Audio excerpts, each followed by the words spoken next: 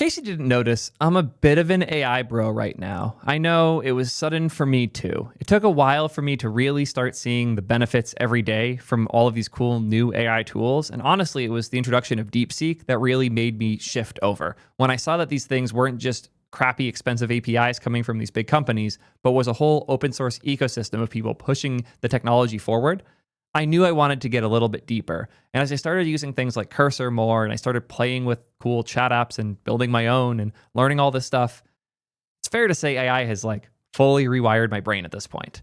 This is a video idea I had a long time ago, before T3 chat even happened.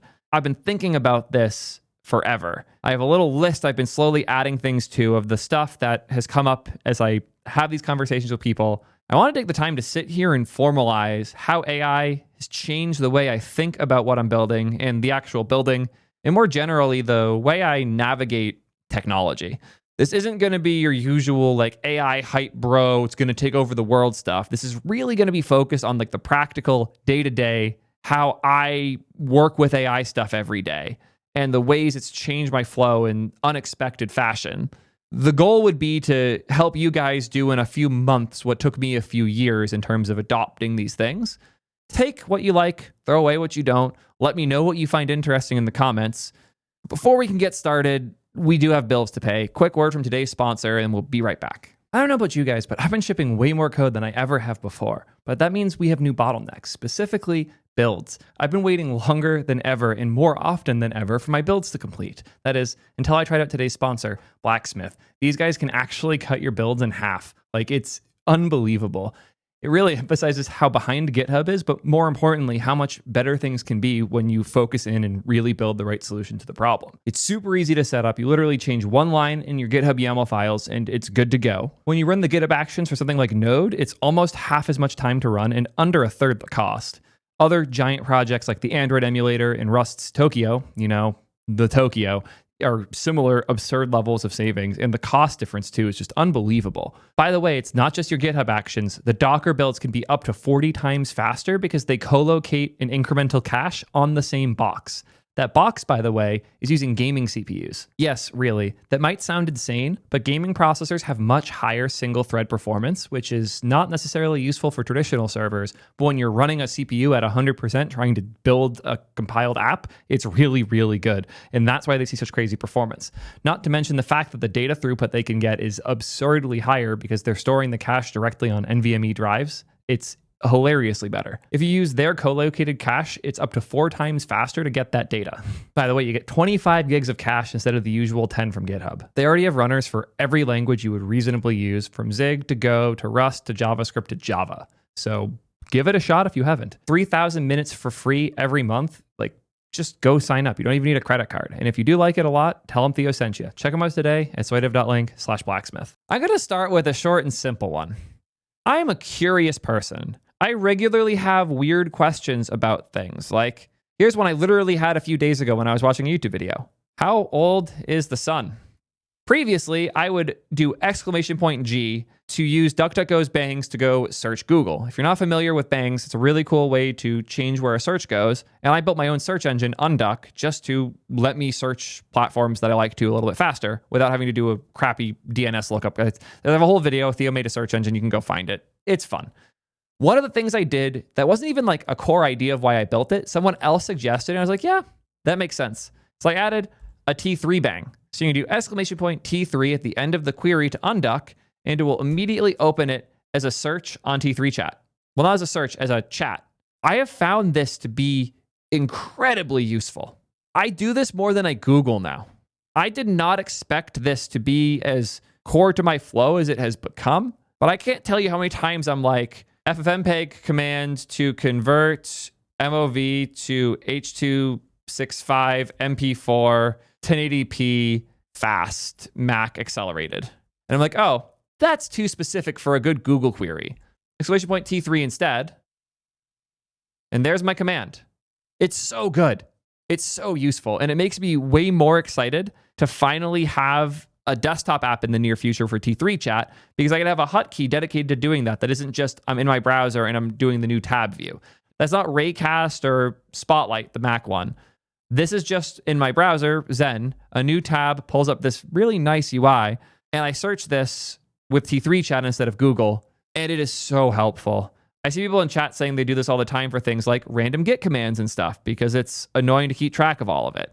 And I totally agree. I have been blown away at how useful this has been for me. So the first thing I wanted to bring up is that I don't use search the way I used to.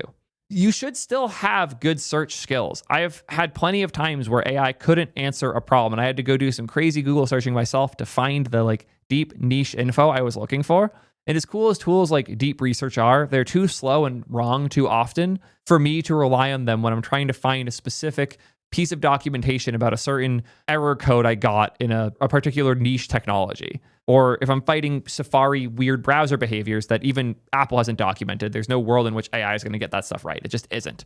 And building the gut feel for what AI can and can't answer, it's a similar skill to learning how to use Google and remove the specifics from your search so you can find a generic enough thing. Like, it's a silly thing, but you learn at a young age when you use Google heavily. When you're looking up an error, you start with just the error code. If that doesn't work, you remove the error code entirely because it's too specific. It isn't necessarily relevant to the thing you're searching for.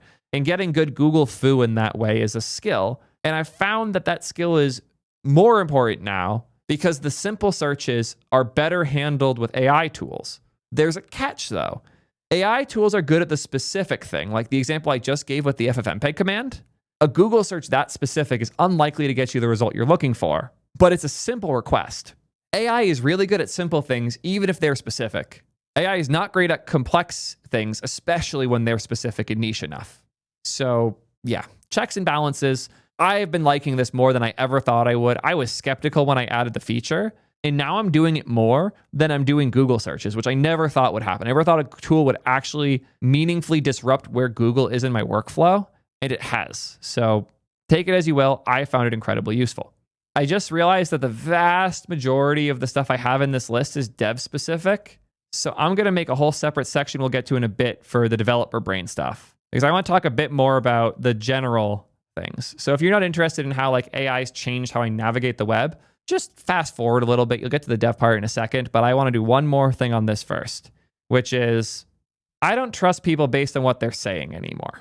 This is another one of those like Google foo type skills where as you use the internet and you use these tools and technologies, you have to learn what you can and can't trust in them and what signals are useful. An example of this would be on Reddit. You could have two replies from different people. One says, this is a really good solution to the problem. And one says, this sucks. You don't know what you're talking about. A skill you'll learn is to go to the person's post history and see what else they talk about, to see whose experience is more aligned with yours, to figure out whose like experience is more likely to tell you about yourself and be useful information to you. The who is more important than what when you're looking at something someone says very often. Generally speaking, you should take the advice of somebody like me who's putting their name and face and work out there more seriously than a random anime profile picture commenter on Twitter. But in the same way, if you see somebody posting constantly about every single technology within seconds of a thing happening, like as a reply, like I make a post and almost instantly there's a reply that seems like it kind of gets it, but also kind of doesn't. I've always had people in the community that had this weird uncanny valley feel where they would say the right words, but the underlying knowledge was kind of missing. Like they would say things that even if you kind of know what you're doing like decently well, would seem like they were really experienced, but were just off slightly. And I've seen this a lot. And now more than ever, it is prevalent. The number of people doing everything from replying on Twitter to posting resumes into random piles that are letting AI like take the wheel and carry them through it. I am so much more skeptical of people online than I've ever been now. And for the most part, that's a good thing. You should be hard to impress. You shouldn't just trust something because someone said it. You should trust the person before you care about what they're saying. Obviously, you build the trust by seeing what they say, seeing what they do, and like putting the pieces together. But the who matters more than ever, and learning to avoid the grifters, the liars, the generators, people who don't actually get what they're talking about is more important than ever, because previously, someone knowing the right words to describe a thing was a good enough indicator that they kind of knew what was going on. That's not the case at all anymore. You need a lot more than language to identify somebody is good at what they do. Something I built for myself a while back is like a mental model is a set of red flags that I use to write someone off. It's so important with the prevalence of people sharing information online that you have things you know well enough that if someone is wrong about it, you will stop paying attention to them. One of my favorite examples of this is actually in the Apple world, Batterygate. I will ask you, chat, what is Batterygate? Describe Batterygate to me. 2 sentences or less if you can. I won't be too mean, I promise. Probably. It was the iPhone 6. Okay, throttling is an important word here. Okay, we're seeing some of this here. Apple lowering device performance to conserve battery health. But notice there's a difference between these two. Apple lowering device performance to conserve battery health versus Apple slowing phones down to save battery. Do you see the difference between these two statements? What actually happened with Batterygate was Apple noticed that the iPhone 6, which was their first bigger phone, had a problem where the battery health was degrading faster than usual. People seem to think a battery has like juice in it and the amount of juice it can fit goes down, when in reality, battery degradation means the characteristics of how it delivers wattage change as the battery gets older over time. And one of the ways that a degraded battery behaves differently is that it changes from a low output to a high output much slower. Apple noticed that a number of users, especially in cold climates with an iPhone 6, were having a problem where their phone would shut itself off when they did certain things, like opening up an app. The problem there was that in order for the processor to go to its full speed, you'd have to meaningfully increase the voltage that the phone was like getting from its battery. That's because opening an app is a really CPU intensive task. Going from storage to memory and the processor moving things over and booting up the app, getting everything loaded and instantiated takes a lot of power. So when you're on the home screen, you're using like 5% of your processor. When you open the app, you're temporarily using 100%, which means that the amount of power being drawn from your battery goes up a ton for a little bit. The problem here is that as the wattage demand goes up, as the power demand for the processor goes up really fast, the battery goes from sending a very small amount of power to a lot of power really fast. The battery is degraded, it won't be able to meet that demand, and the phone will shut down. So Apple pushed an update that would make it so your phone still goes the same speed. Your phone isn't slower. It's slower to get to the max speed. It's not changing how many miles per hour the car can go.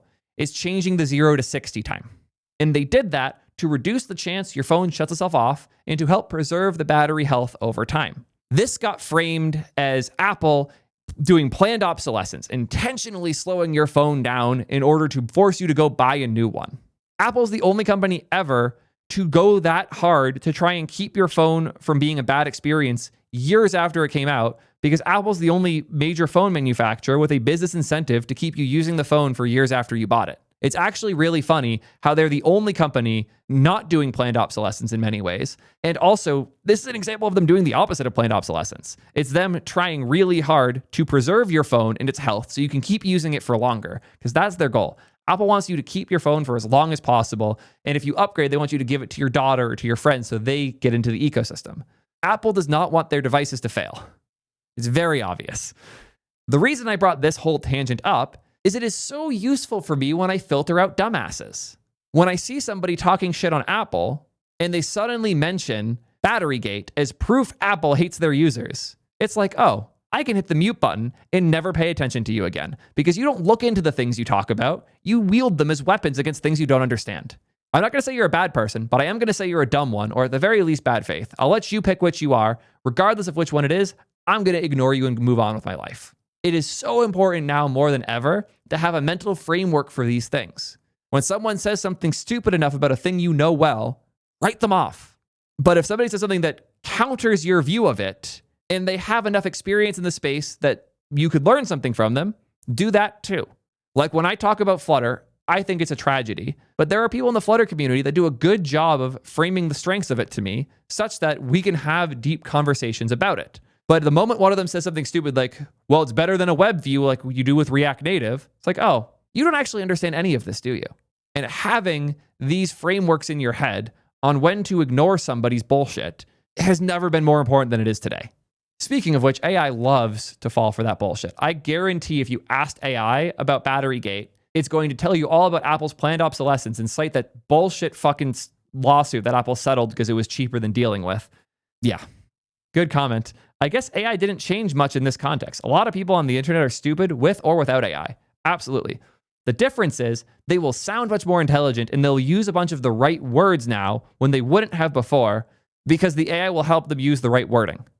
Most opinions are justifiable with the wrong information, and AI makes it so easy to find or even make up that information, and that's a genuine disaster for information economy and like the state of truthiness online. So these are real things we need to look out for, and things that, like, to be fair, the topic's rewiring my brain. These are things my brain was already wired for, but I'm using these wires in my brain more than I ever have.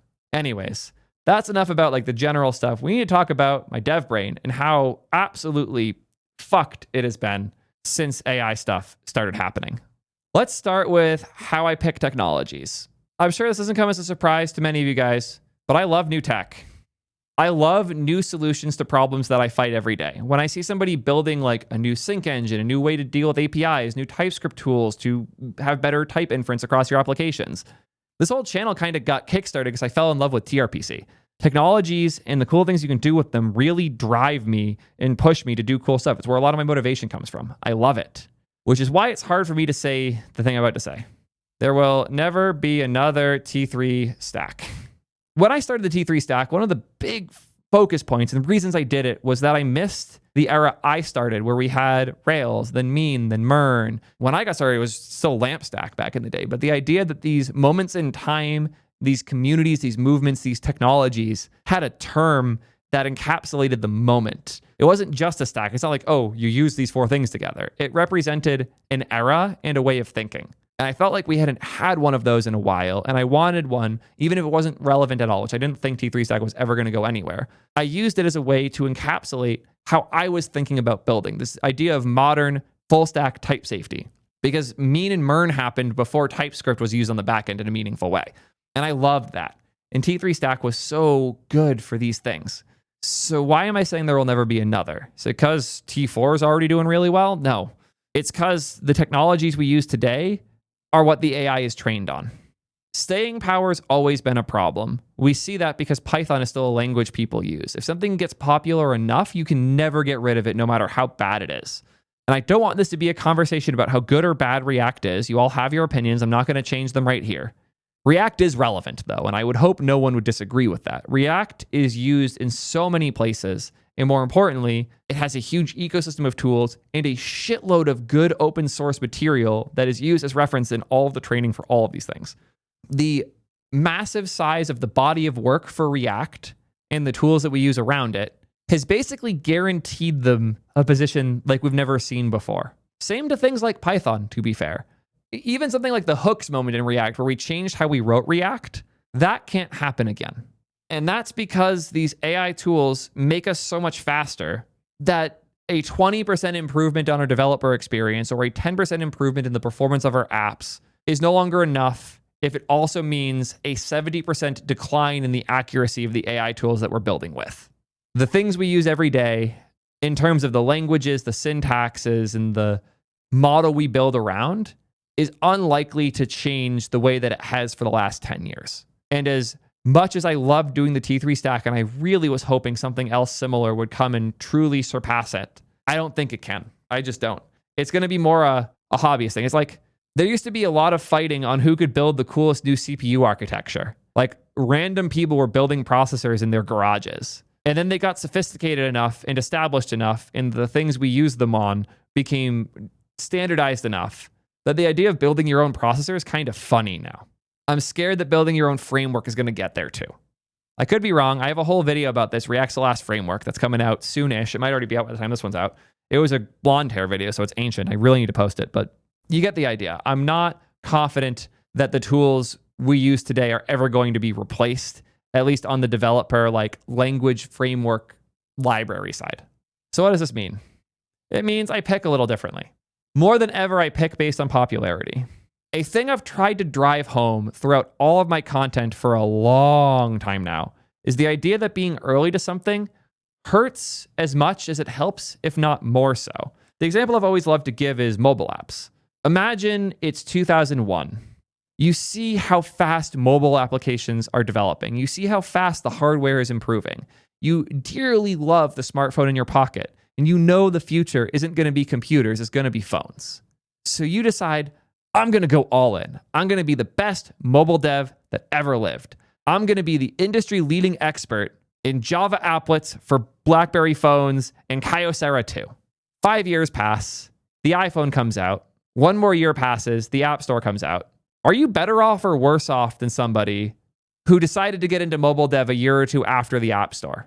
You got an 8-year lead, yet you're behind them because you just lost so much time investing in the wrong thing. That doesn't mean it was the wrong thing to do, though. If you had that passion and excitement about the thing, you would not have been satisfied not doing it. And you should do the thing that motivates you.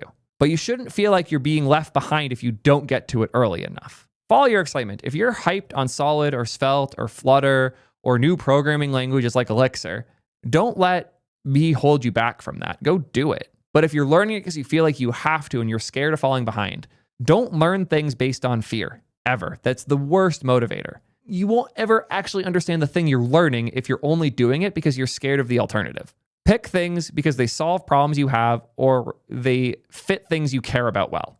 Don't pick it because you want to be ahead. Don't pick it because you're scared of falling behind. This was always the case, to be clear. Was there an advantage to being one of the people who understood TRPC early? Yeah, absolutely. But you're not going to be that much more hireable than somebody who was all in on GraphQL. TRPC was a huge advantage for me, not because it made me a really lucrative person on the marketplace for companies trying to acquire an engineer. It was good because it let me move faster than a team of 5 people. But that was the main reason I was picking different technologies. Before, I picked technologies based on what made me fastest, without compromising on the quality of what I shipped. Something like TRPC was awesome because it gave the full stack security that something like GraphQL gave, without requiring the huge overhead and buy-in that GraphQL demanded. TRPC let me ship at the same quality level GraphQL enabled, just 10 times faster, and as a single engineer. It was incredible. But as Emily just put it, the trailblazers are the ones who fall off the cliffs. And as incredible as TRPC is, and I still stand behind it, betting on something like that today would be a huge risk. Not just because it might not take off and there might never be the right training data for the AI tools to do. It's because the AI tools are closing that gap. There was a thing Prime said in a video a while back that I haven't been able to stop thinking about. I don't remember exactly how he worded it, but it was like a vibe that I really got. If you guys haven't noticed, I type fucking fast. I'm around 140 to 150 WPM. On my new Kinesis, I'm only at 100 so far, but that was with 2 hours of practice. I will be good on that soon. One of the reasons I can ship fast is because I can type as fast as I think. And since I can type so fast, I can get ideas out of me. But if the syntax is super verbose, my typing speed could only get me so far. So I would pick solutions that let me write things in a simpler way so that I could get the idea out faster. Otherwise, the ADHD wins. And if the idea is complete and I'm only halfway done typing, I don't finish the file. I know myself that well. I was a bit of a Vim guy. I was never deep on it. But the thing Prime said that stuck with me is that, like, I'm sure you guys have seen how Prime gets around Vim. He flies in that editor. His ability to hop to the right file, get to the right line, rip some chunk from it, replace it with something, move somewhere else and drop it. Like, he moves through Vim as fast as he thinks. Most developers have never experienced that feeling before, of moving through their code base and making changes at the same speed they're thinking about it. They're held back by a bunch of different things. They're held back by the tools they've used. They're held back by bad technology decisions they've made and bad architectural decisions they made long times ago. Or worse, other people on their team made that haven't worked at the company for 5 years. They're held back by their typing speed. They're held back by their editor and not using Vim, or using Vim but using it wrong. They're held back by their LSP being way too slow. They're held back by all these different things. And AI can help them not be as held back. And the magic feeling that a lot of people got the first time they used an AI tool wasn't, oh shit, this can write code I couldn't have written myself. There's a lot of that nowadays. I'm not gonna pretend otherwise. But for a lot of people, it was, holy shit, I can get code out as fast as I think about it. Prime and I already had that. We can code as fast as we think. But part of that was the way we set up our systems. Part of that was the way that we set up our code bases. And part of that was compromises we would make about things. Like, it's part of why I'm so anti-testing. AI tools let most people have their Prime moment, their Vim God moment, arguably before they even deserve it. Like, you should have had to work in code bases for years before you feel that fluid, where you feel like you can go from thought to code that aggressively. And what the AI tools have enabled is for people who have way less experience to move at that same velocity. It doesn't matter what direction they're moving in, because this is the most important piece. AI allows you to move really fast, and it doesn't give a shit which direction you're going in. Usually, when people get really fast at a thing, their process to get fast at it has also helped them improve at directing themselves in it. Like, imagine somebody who got really, really fast at racing a car, but doesn't know how a steering wheel works. The fastest land speed racer that doesn't know how to navigate a map. That's kind of what I've seen AI tools doing, is people who don't know how to navigate yet are getting speed that they have no right to. But this isn't about the concerns I have with AI. This is about how my personal brain was rewired. And the effect this had on me is I care less about those things than I used to. I'm going back to technologies that I had left behind because of a combination of things. The fact that there's more training data, so the AI is better at it, but also the more tedious parts of it that I was frustrated with are automated away. Things that I would have hated to do before, like a giant, I'll just show you guys a file in the T3 chat code base. Here is a gigantic file where we defined all of the models for T3 chat. It's an 893 line file. This is something I would have avoided writing at basically all costs before. But now, if I need to make a change to something, like I want to change name to model name, rather than like doing the crazy command D foo or vim selects to hit all the right instances of name to change it, I can just start typing model name, and now I get type errors. I go down here. Oh, look at that. Oh, look at that. Jump to. Jump to. It's just doing it. No effort. I'm just pressing tab over and over again. Or I can command K, change name to model name. Command K selects the area you're in, but you get the idea. I can command I and tell it to do it to the whole file. These types of things that previously required a certain level of editor familiarity and fluidity don't at all anymore. And you can fly through your editor just as fast as a Vim god can to some amount.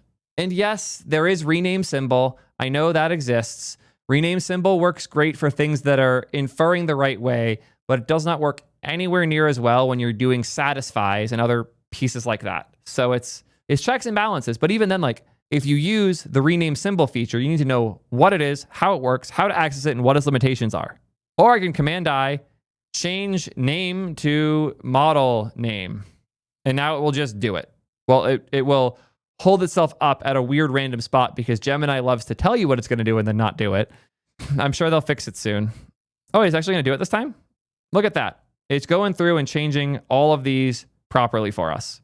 And since as I'm sure many other devs do, have ADHD, I can be in Chrome doing other things at the same time. I think that is cool. I don't necessarily think it's good. I think it's cool as hell. A lot of the types of technical decisions I would have made before are changing because I don't need to build my tech stack around agility the same way I previously did. But I do need to build my tech stack around AI in other ways that are important. Things like monorepos. They still suck.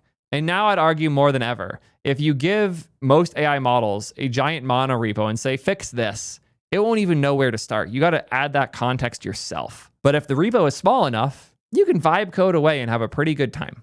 So I'm becoming less and less monorepo pilled every day. And I find myself desperately wanting, and I can't even believe I'm saying these words, well-isolated microservices. I can't believe I'm even saying that I'm in favor of this right now, but I am. I've had a lot of luck with this in a handful of projects. One of the biggest ones is Pic Thing.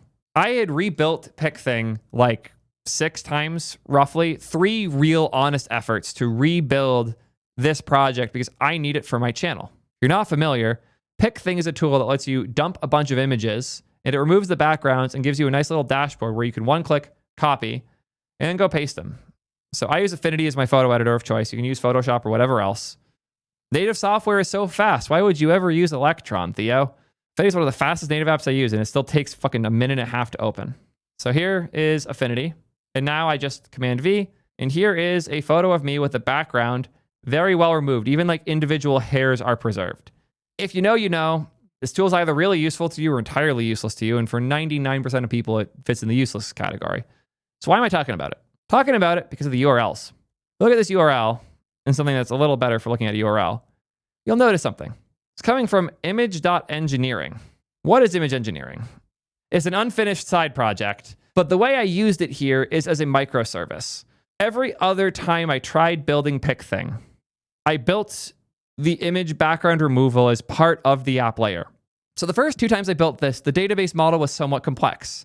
Images had a source URL, a status, a background removed URL, and they would come from a queue that would go through all the images currently pending background removal and remove them in batches, update the database, and you would be sitting there waiting in the UI. I was just polling every 5 seconds to see the update. And I kept going out of my way to clean up rough edges, refine, and fight the queue over and over. I spent so much time fighting all the different queuing systems to try and make this work generate efficiently in the background without hitting rate limits on different services. And then I realized I had a clean cut point. What if I just upload the image and then I pass the URL to another service, in this case, image engineering? I have this new image URL. This is the URL that would be embedded on the page.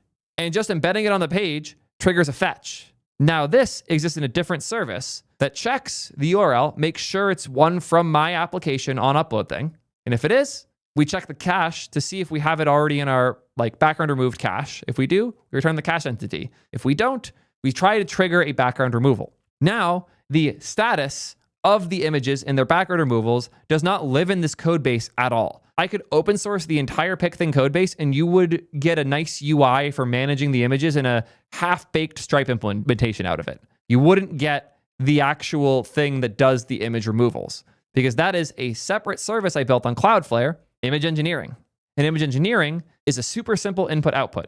You give it an image URL as a query param, and you get back the image with the background removed. You can hit it as many times as you want with as many URLs as you want, and it doesn't care. It scales horizontally forever because it's built on workers. Problem solved. And that made this code base comically simpler. My intuition would have been if I had a version where everything was a monolith, and I had a version where I had the main service and then 2 microservices, because funny enough, I had a separate image engineering thing for the optimization of the images to change the resolution so you can embed them in a smaller format and not the full 4K or whatever. I figured main app plus 2 microservices would be significantly more code. It ended up being significantly less because I could solve the image problem with a really simple input-output and clean the hell out of that path. And now the app code is way simpler too. And the magical realization of, oh, when you have the right cut point here, microservices aren't that bad. But if you pick the wrong point, they suck.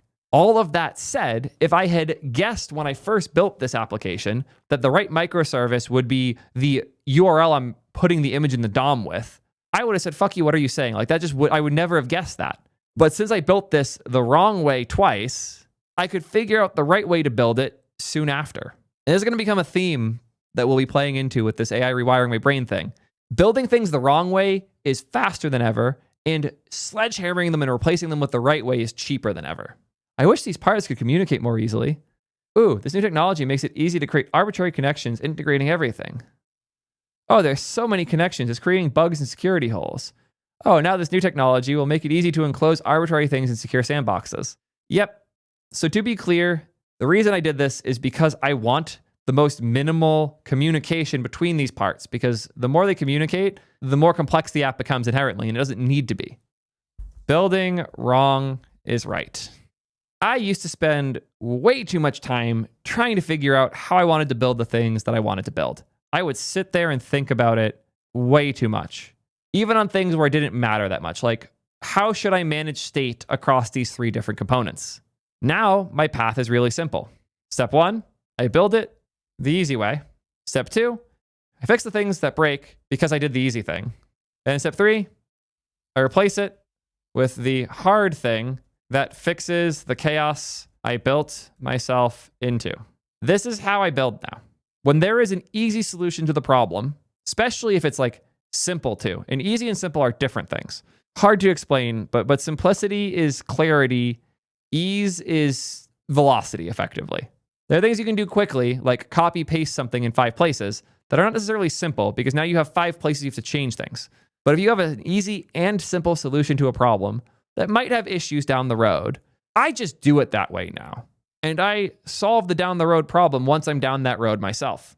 It's a good point from chat. Kind of reflects how I iterate startup building too. You focus on getting it early in the rough shape rather than spending months trying to perfect the solution in your head. Also, simplicity versus ease. Simplicity's effort to understand, ease's effort to do. Very good points. One thing I will emphasize is that this isn't just startup mindset, because I see a lot of people write off my way of building as though this is for startups. I could just say, no, you're wrong, but I'll appeal to it a little bit. Do you know what big companies are composed of? Teams. Do you think all those teams work in the same code base all of the time?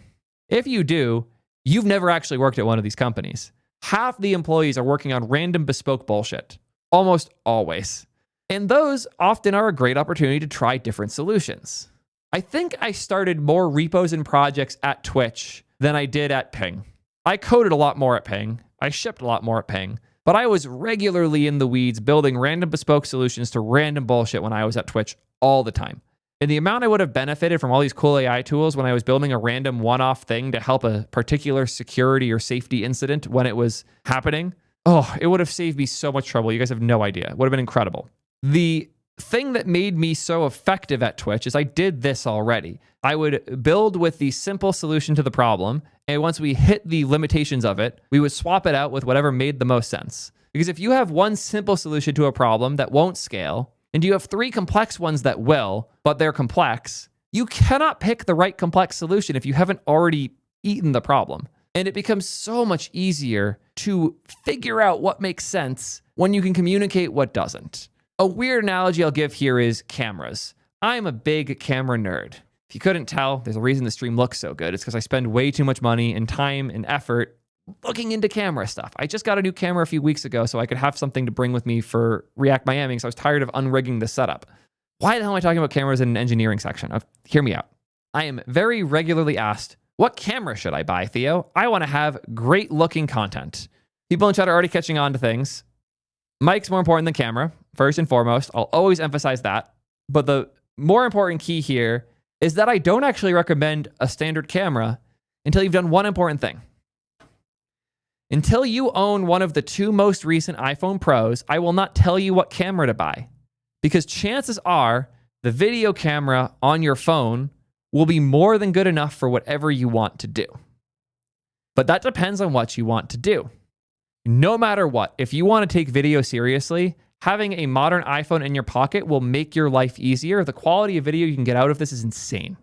And if it's not good enough, you now have a framework and language to talk about that with me with. If you say, the iPhone's not good enough for me, it overheats. Okay, let's chat about that. What are you doing that's causing it to overheat? Are you doing long recordings? Okay, you cannot buy a Sony camera because those overheat even faster than the iPhone. Let's lean you towards the Lumix line. Or if you say, I can't use the iPhone, I need something that has more storage, then I can't point you at any cameras that are SD card first. Once you've run into the problem with the iPhone, now we have a framework where we can figure out what of the more expensive fancy solutions make sense for you. And this will still be beneficial to you anyways. So I always push for the simple, good enough solution because either it works for you, awesome, you don't have to touch the complexity. And like most of the time when I tell you, just get the iPhone, it's good enough video. They just stick with it. And no, don't start on the fucking Pixels. The Pixels, a photo camera is like 10% better than Apple. The Pixels video camera is like meme tier bad. Android cannot film effectively. I could do a very long rant about the crazy things Apple does to make video as effective as they do on the iPhone. That's not what we're here for. Bug me in the comments if I should do that video on my 3rd channel because I have a lot to say about Apple's video pipes. They're insane. All of that thrown aside, the iPhone is such a good video camera that it's probably good enough for you. And if it is not good enough for you, let's talk about why.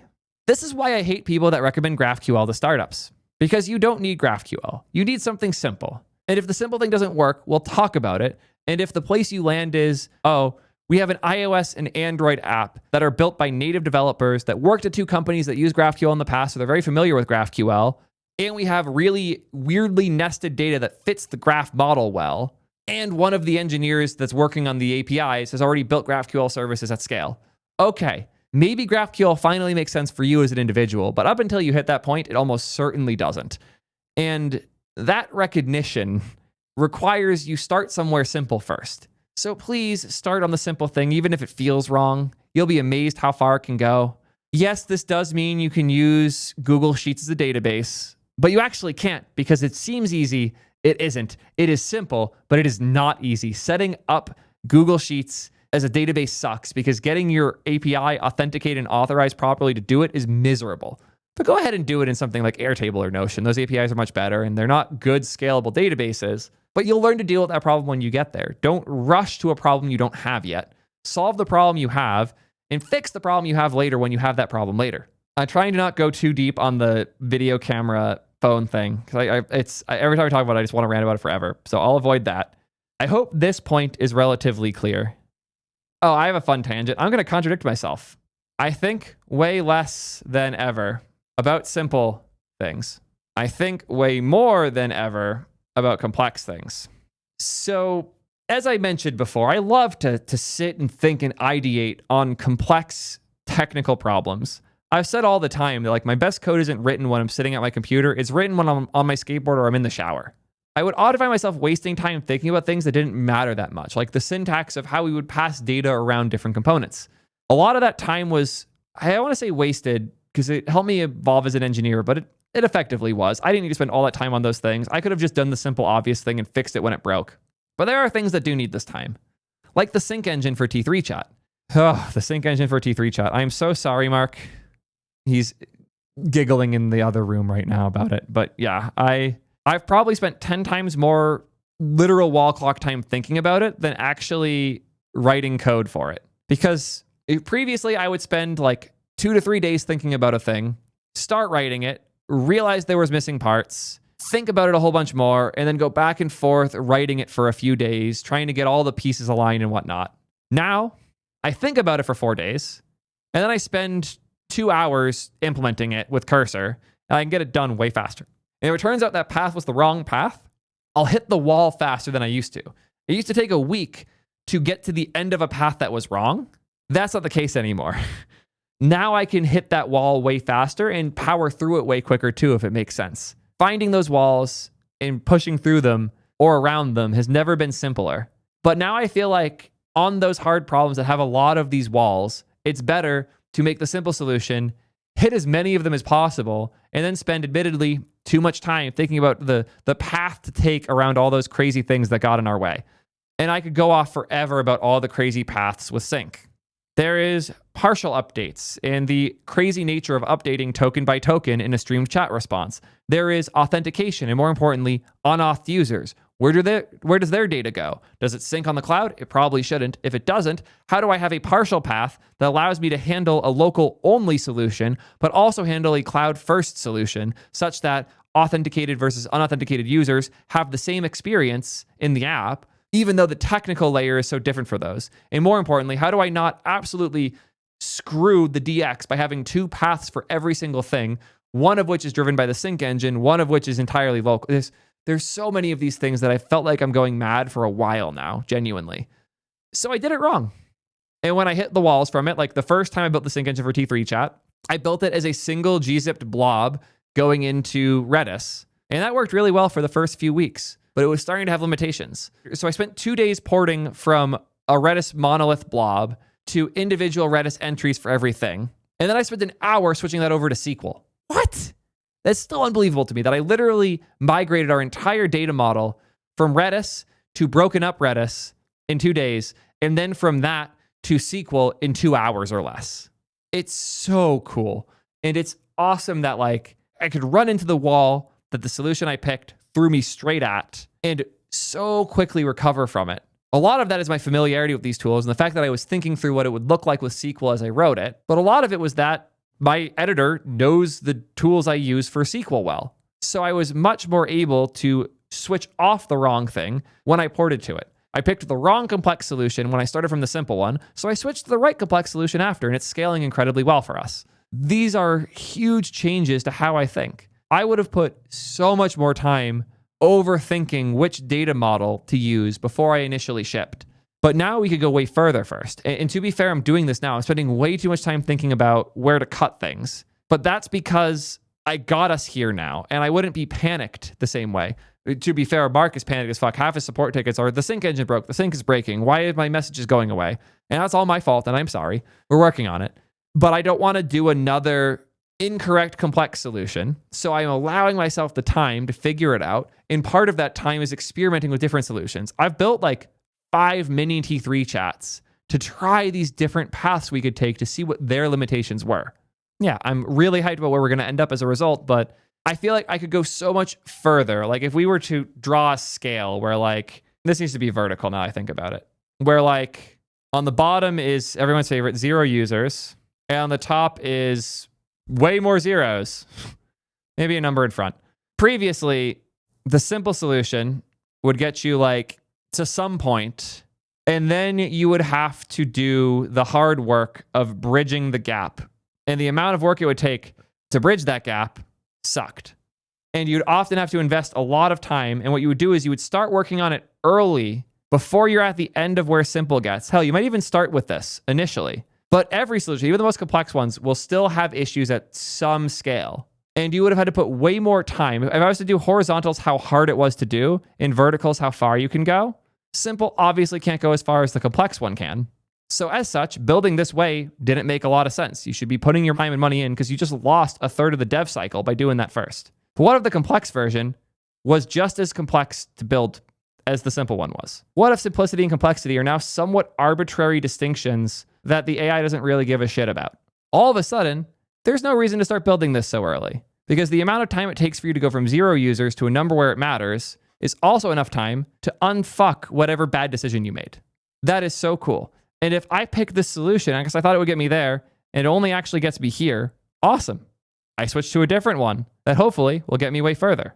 And if I was wrong, if this is some vaporware bullshit, that's fine. I roll it again. And that's the magic of this new stuff, is the implementation time to test out these different solutions has gone down so much that if you can make a simple, scalable enough solution, the time that buys you to figure out the right solution is massive. But there's a more important reality here, which is that most apps never even get there. Most apps die here.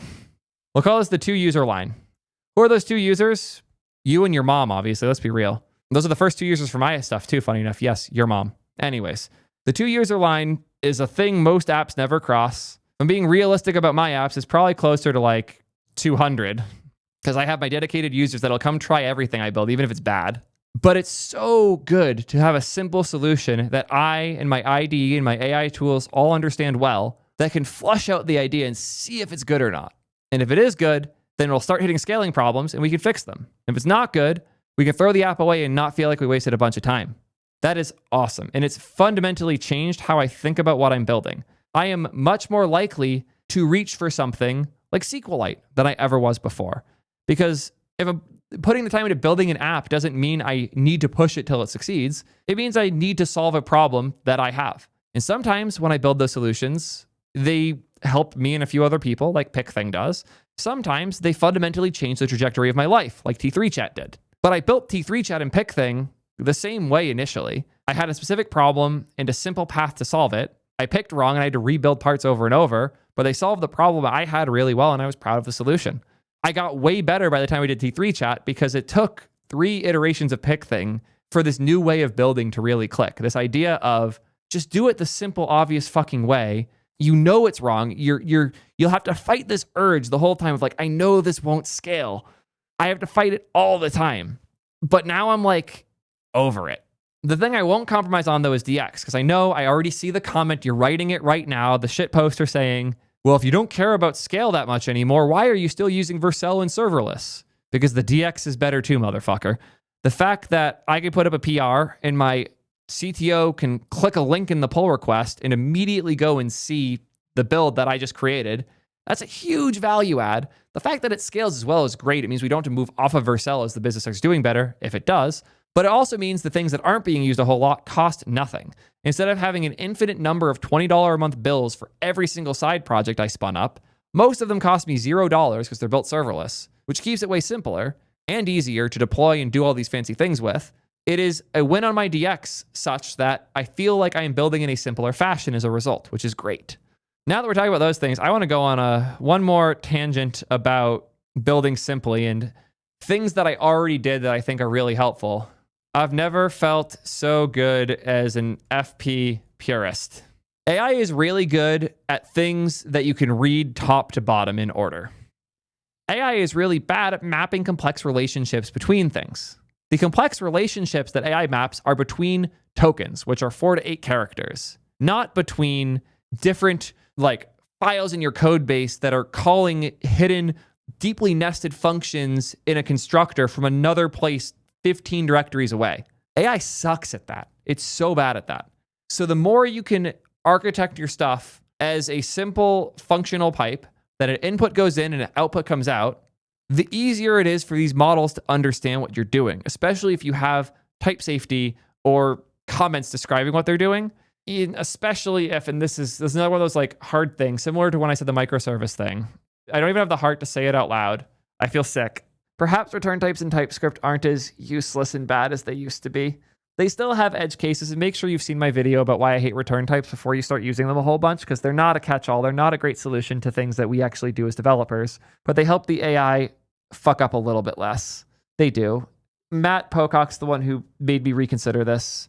He's right, and it hurts me. I hate return types in TypeScript so much. They break so much shit, but like they do help here. They do. So yeah, some of my stances hurt more than they used to, but some of them have helped a lot more. And things like full stack type safety, functional patterns going from the input to the output, these patterns have scaled awesome. And I'm so happy whenever I have something that's a really simple input. Just one example of something that has made our life much easier in the T3 chat code base. If I go to the chat endpoint, I recently-ish overhauled the whole thing because it was getting miserably complex. And a huge part of that was breaking out these helper functions. One is verify request. Verify request returns a verified chat request. Yes, I used a return type here because, again, it's important, but also it's a result type because it can return positive and negative cases, the error cases or the success cases. So this returns one of many different errors that I will send down to you if you failed any of these things. And then if it succeeded, I start to generate the chat stream response. But I'm passing this guy the verified request, which is my parsed managed thing. And this verified request params occurs 17 times in 6 files because I am passing this giant input glob around all of the functions instead of defining their inputs very specifically and precisely for the little bit they need. Because I often find a function that's only doing one thing needs to do a little bit more or have access to this one other thing I didn't think to pass. And instead of touching 15 places to get it there, I just pass this one request body around that I have verified and made a bunch of changes to in order for it to have all the things this has. It has the input, it has the identifier, it has the user info, the substatus, the pro user boolean. All of these things now exist in this one input field that I can pass to all these other places. Not only has this made it way easier to reason about the code base and know what you do and don't have access to in different places, made the AI way better at auto-completing this stuff too, because it always knows what data it has because it has so many references to verified chat request everywhere. This is a pattern I didn't love before. I liked functions to be as minimal and specific as possible, saying here is the only stuff I need, nothing more, nothing less. Because if the function was changing, it was me or another eng on my team changing it. Now, you just pass this around. It's great. Mirkal here is catching on. Pure functions and immutability are going to be the new norm. Absolutely agree. It's been awesome. Functions consuming structs. The world is saved. No comment. You get the idea though. You need more knowledge of the whole code base in order to know what verified chat request params is. But once you have that cursory knowledge, pun intended, your ability to change anything in the code base becomes significantly better. It's similar to what I love about TRPC, where I can just command click on the front end and it brings me right to the back end. These patterns and paradigms went from nice to have things to borderline essential if you want to use these AI tools at real scale. On that note, remember the Monor repo thing I said earlier? Monor repos still suck? I hate Monor repos right now. Monor repo bad, but backend and front end need to be in the same repo right now. We've all been there. We've all been working on front end and had a backend change that needs to be made and waiting for days for someone to go review the code before you can even start working on the thing properly. We've all even probably been on the back end a bit and had a front end team making constant requests from us that made no sense and having to like keep old versions of things because this one iOS client was still super out of date and needed this weirdly named field that you want to deprecate. Like that all sucks. AI sucks even harder at it. It loves to deprecate things that it doesn't see the use case for, especially Claude 3.7. So if the thing consuming that backend lives somewhere else that Claude isn't aware of, you're going to break it all of the time. That's just the nature of how these things work. But if they're in the same code base and they have access to tools that check things like type safety, now when it makes the change on the back end and it gets a type error on the front end that field doesn't exist anymore, all of a sudden the agent can fix the thing or know that it made a mistake. Or better, if it can't, you will know it made a mistake because you'll see that type error. That level of full stack integration has never been more important, especially when you combine it with type safety. Type safety is like borderline essential in this world. I still can't believe Python is the language of choice for so much AI stuff, because you can write a lot of Python code that literally cannot work at all and get no error at all from the Python environment until you actually try running it. AI agents aren't running your code to see if it works. They are writing your code and checking the editor feedback to see if it's right or not. Using tools that handle that well is more essential. And it's kind of funny to think, but like LSPs are the ultimate tool. All this work that Microsoft has put in to making language service protocols part of the IDE so languages can integrate more easily and give feedback to the editor also allows for them to give feedback to the agents and to the AI tools we're using. It's weird that these things have become so useful, but they have. And my appreciation for LSPs and good type safety integrations has only gotten stronger over the years. Do these AI tools know TRPC really well? No. When they get it wrong, they get a good type error, and either they fix it or I can. And it's so nice. Last piece, the thing I've mentioned a couple times in other videos, but I think it's really important to drive home. Code is so fucking cheap right now. Code is not expensive the way it used to be before. Engineers are expensive. They cost a lot of money. And previously, if an engineer had spent a lot of time writing code and it turned out the solution was mostly wrong, it would be really hard to throw away all that work because rewriting with the correct solution just took a lot of time. Now it takes a lot less time. If you have a clear model on how the pieces should come together in your head, the speed you can go from that clear model, especially if it's correct, to a working implementation is insane. So if you build the simple wrong solution or you're maintaining a complex wrong solution, the sledgehammer is worth bringing out now more than ever. This is a battle I have fought my entire career. I've always been the guy that comes in and says, hey, this makes no sense. Can we sledgehammer this and make it simpler? My last gig before starting Ping had a 20,000 plus line of code monstrosity of a microservice that managed WebSocket connections for the backend and front end using Redux Saga in Node. It was the most horrific code base I think I've ever seen in my life. And I was going insane. I was begging to replace it, but I kept getting told, no, you're the front end engineer. You can't touch the back end.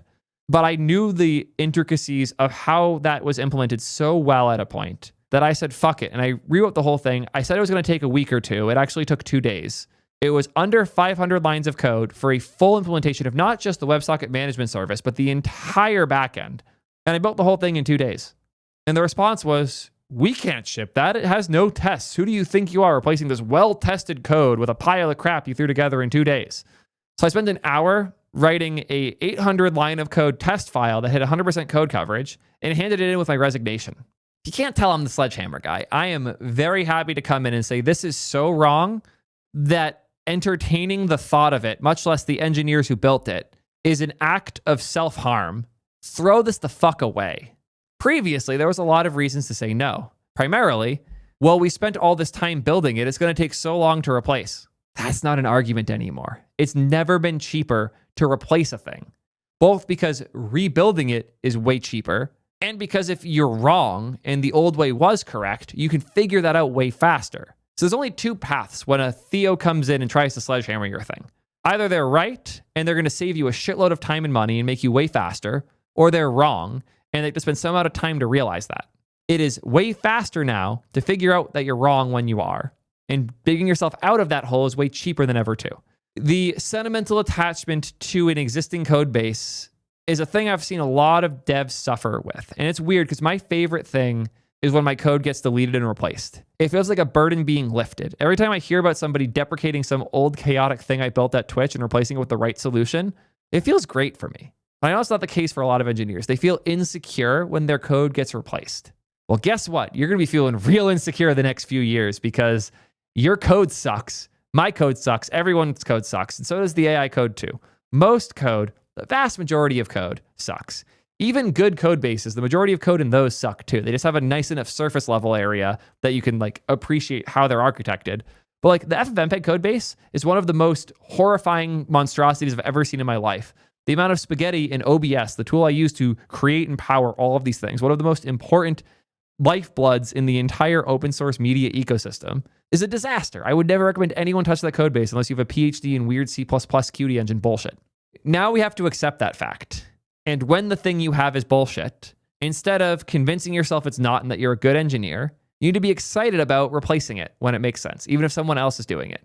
If you're judging your capability as an engineer by the lines of code you have in production, you're a really insecure person and you're a bad engineer. You have to get this out of you now. That time is over. Get over it. Code is too cheap for you to make the salary you're making right now if you're that insecure about things. And right now you're coasting on the fact that your coworkers are scared of what happens if you disappear. Once they replace all your code, you're worthless now. So figure out how to bring value regardless of which line of code is in production. Figure out how to move fast regardless if you're behind the keyboard or not. Something I'm really proud of my CTO for is his ability to take a complex set of problems, distill it to the one or two pieces that he's not as confident in, or doesn't have a solution for, or knows that my experience would be more relevant for. And instead of bringing me this 3 days of thinking work that he has done, he brings me the 10 minutes in the middle he's not sure of. And then I can help him through that part and save him a day or a week, sometimes even, of work, implementing things the wrong way or going down a weird path. And sometimes I'm like, maybe the problem's higher up. Can you give me a little more context so I can find a better cutting point here? And my biggest value I bring to engineering teams is my ability to show them the simple path they hadn't considered that lets them skip so much of the bullshit. I love that. And that's where so much of my value comes from. And the more you can do those things, the more you can model the code base in your head and talk about it rather than just reading the lines of code, the more successful you'll be in this era. The AI tools will be better at writing the code than you, but they will never be as good at modeling the code base as you are, as long as you're good at it. If you feel like the AI understands your code better than you, you are absolutely fucked and you need to fix that right now. If you haven't used these tools much yet, try to approach them this way. You get to spend more time thinking about how things work together and less time thinking about the for loops inside of it. And that's what I've loved about it, is I spend less time in the bodies of the functions and more time orchestrating how these functions are calling each other and the relationships between things like the back end and the front end. It really is a shift towards system design. There was a lot of tasks where like traditional React development is 90% JavaScript and HTML bullshit, 10% application architecture. Now that 90% can be auto-completed by my editor, I spend a lot more time on the other side. Smaller teams can ship way more complex things because that 10% can be scaled to 90% of your time. Now that what was previously the 90% is auto-completed and automated by AI. And it's fundamentally changed how I build, and more importantly, how I spend the time thinking about what I'm going to build. There are a lot of other small pieces here, like I'm more likely to build a quick one-off solution to a problem I have than I used to be. I used to spend a lot more time trying to find the right package to solve a problem. Now I'll build it. Or if I find a snippet or a package that's good, I'm more likely to rip the code from it and embed it in my code base instead of just using the dependency the traditional way. I'm more likely to spin up one-off web apps to solve specific problems I have, like resizing images or making images square or changing background color, stuff like that. I'm more likely to build my own search engine in a day because I want a better, faster tool. I am more likely to replace the things I use every day and build my own things I use every day because building simple solutions to problems has never been easier. And if you can identify a problem and find the simple path to the solution without bringing all the baggage of other people's problems along with you, you can make really incredible stuff. And it's easier than ever to do that now. And there are all of these one-size-fits-all solutions that don't fit anybody particularly well. Many of these are things I love, like React Query. 80% of the features in React Query are things I will never use in almost any of my code bases. But they're there because they're useful to enough people, and React Query wants to be useful to everyone. I've tried building my own React Query enough times to tell you it's a stupid fucking idea. It is slightly less stupid than it used to be when you have a specific enough use case, which I do now, and I am not unlikely to build my own React Query type thing for the very specific needs that I have with T3 chat. Even a year ago, that would have been the most moronic thing I could say, because if I build my own library here that's 20% as complex and capable as React Query, and I have to maintain the whole thing myself, which is expensive. React Query is a complex thing to maintain, but it does other things so much simpler that the optimistic update layer would work better for us. It makes more sense now than it used to. And this idea that the one-size-fits-all tool is better as a reference than as a tool if you're building your own specific enough solution is still an idea I'm learning to digest. And I'm benefiting so much from it now. Owning the tools in your code base is more realistic than ever, especially for great engineers. And I guess that's the last thing I want to emphasize here. The last rewiring, the thing that Prime will never say. Great engineers are so set right now. Bad engineers are so fucked. This is an important thing that it took me a bit to accept, but it is reality. I used to have teams of engineers. I would never say any of the eng teams I ran were bad, but they've often been less skilled. And I would spend a lot of time thinking through a problem, speccing it out, figuring out which parts were like the most tedious but understandable, and building out the roadmap for the 4 engineers on my team to go do those parts. Maybe the parts that are more complex would go to the engineer that lives closest to me because they talk with me more and they will have a better report and less worry asking questions. Maybe the parts that are more tedious but more straightforward will go to the person who just joined the team because they need to build that familiarity up. But I would just spend so much time thinking about which task goes to which person. Is it specced out enough? What roadblocks are they going to hit? Who are they talking to that can help them? All these things. Now I can just do the work myself instead. I've never felt less incentivized to hire in my life. It's crazy because I've always loved running the small team that goes too fast. Coming in with 2 people and doing a year's worth of work that would have taken 10 people in 3 months with 2 guys is my favorite thing ever. I did this so much throughout my career. That used to be a unique skill. I was a great engineer and I could move fast. Now being a great engineer becomes moving fast much easier. You just have to be willing to use these tools and technologies. Previously, being a great engineer who moved fast meant using these bleeding edge things, taking advantage of these new technologies to unblock the things getting in your way. Previously, being a fast moving engineer meant you had to be deep on stuff like TRPC. Now it doesn't. I love this framing. Small teams shipping loads of stuff feels like heaven. It's like smurfing in a low elo. Absolutely agree. I've been incredibly fortunate in my career that I've, for the most part, worked with awesome people, but I have randomly been tasked with dealing with bad teams and bad engineers, and it always hurt. And I had to convince myself the whole time to not do the thing I wanted, which is rewrite their whole thing and make their job irrelevant. I would not be able to do that right now. I would have accelerated the layoffs at Twitch if I was there, straight up. I would have went and built the thing the team I hated was maintaining better than them, faster than them, and made them go away because bad engineers aren't worth the effort anymore. They used to be worth the effort because you needed someone to maintain the code and they had a chance of becoming a good engineer. Both of those aren't relevant anymore. Things that can be maintained by a bad engineer can be maintained by Devin just fine. And the people who would have become good engineers don't need to work at your company to do that now because they can go build a bunch of side projects, use the AI to ask a bunch of questions and level themselves up much faster. I was able to get good at Cloudflare in 2 days. That would have taken me a month before. And was the AI wrong all the time? Absolutely. But it hallucinated slightly less than the official Cloudflare docs did, which was nice. But my ability to level up is massively impacted by the AI. And that's kind of the problem is the AI tools that we use allow for bad engineers to never build an understanding because they will just retry over and over until the code that works comes out. And it allows for great engineers to improve faster than ever because they can ask questions and learn so much faster as a result of all that. That gap has widened. The gap between a bad engineer and a good engineer is becoming a chasm at this point. And crossing it feels more impossible than ever, but also identifying which side someone is on is easier than ever. Never in my career has it been so easy to see a 16-year-old kid who's incredibly talented and know that they're incredibly talented, especially when you compare them to people who are my age, 30 plus, that are shipping slower than that 17-year-old. This would happen before, but they would be similar enough looking that it was hard to tell. Now it's overwhelming. Now there are kids in my community that give me imposter syndrome, which is crazy because some amount of that is like the AI solved the hard problem for them, but most of it is they knew they could power through their lack of knowledge and build it up in the process. And I have somebody who I'm bringing on for an internship this summer that I was ready to hire full time. After I told him I was going to do it, I got his resume and I learned he was 17. What the fuck? It was not like that before. There were always cool kids in the community. Oh shit, look, there he is. Hi, Ash. Fucking legend. Kids like him can go so much faster, so much farther than they could before. It's like how we have unlimited access to food now.